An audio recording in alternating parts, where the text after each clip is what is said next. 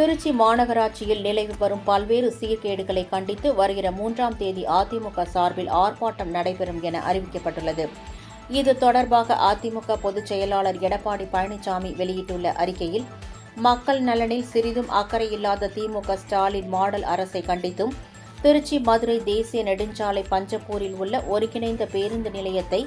உடனடியாக மக்கள் பயன்பாட்டிற்கு கொண்டு வரவும், திருச்சி மாநகரில் கட்டப்பட்டு வரும் மாரிஸ் ரயில்வே மேம்பால கட்டுமான பணிகளை விரைந்து முடிக்கவும்,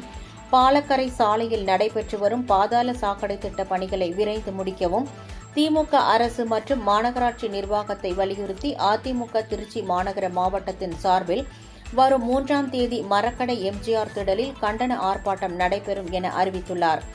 முன்னாள் அமைச்சருமான விஜயபாஸ்கர் தலைமையிலும் திருச்சி மாநகராட்சி முன்னாள் துணை மேயர் ஸ்ரீனிவாசன் முன்னிலையிலும்